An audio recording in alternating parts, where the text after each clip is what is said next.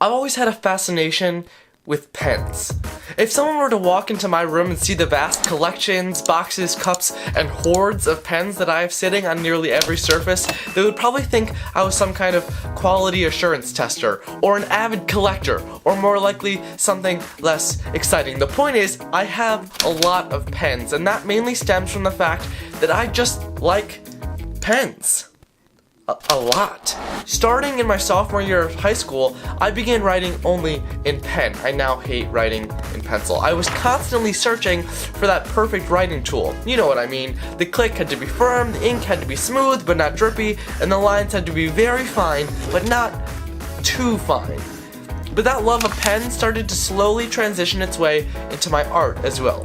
Before 2016, I had never really used pen or ink in my art. It had always just been pencil, which was fine because my art prior to 2016 was pretty subpar anyway. That year, I discovered the wonders of ink. It was then that my collection of pens really started to get out of hand. I had brush pens, Sharpies, felt tips, and gel pens. To me, each new pen symbolized my progression as an artist. But sometimes, art isn't about who has the fanciest tools, but who does what with the tools they've got. Get it? My pencil case currently holds 5 tools: my mechanical pencil, eraser, pencil brush pen, Bic, ballpoint, and my Zig cartoonist pen. But what if I could only use one?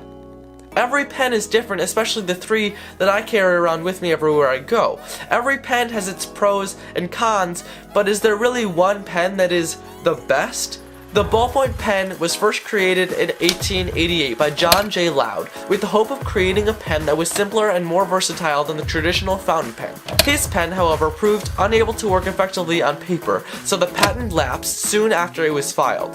In 1941, however, Laszlo Biro, a Hungarian newspaper editor, took his brother and a friend and created the new ballpoint pen. Filing a patent in 1943, the trio started the company Biro Pens of Argentina and quickly began production, supplying mainly to the British aircrew during World War II. Laszlo Biro is largely responsible for the ballpoint pen as we know it today, and those ballpoint pens are now floating everywhere in the world. Everywhere. Literally anywhere. I'm sure you guessed by now, but I say that arguably the best art tool in the world is really the lowly ballpoint pen. Now, hear me out. First off, there's literally no other pen that is cheaper. I mean, what is it? 1 for 50 cents? 10 for a nickel? They're practically giving them away, and people do all the time. You can find a ballpoint pen pretty much everywhere, and if you can't, just ask any stranger on the street. I'm sure they'll have like 10 in their purse. So price is perfect, but what about quality? Sure, ballpoints are nothing special. It's usually very limited in color range. Filling in large areas is terrifying, but look at the pluses. The range and pressure in a ballpoint pen is astonishing. You can practically lay down pencil lines, and then you can fill out with more solid black lines later. Shading, toning, and shadows are all also possible with a ballpoint pen. The convenience of laying down one smooth, continuous line may not be there like in a brush pen, but that's really all a brush pen can do. There's no versatility. With a ballpoint, however, you have a world of possibility with just one tool.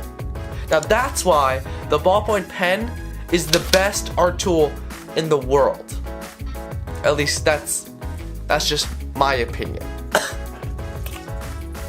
I hope you enjoyed this video. If you want to see more about art, illustration, industrial design, and filmmaking, feel free to comment, like, and subscribe to this channel. I'd also love to read what you guys want to see more from this channel in the future, so comment down below. I'm Chris, I hope you like this video. Stay tuned for the next one. Thanks.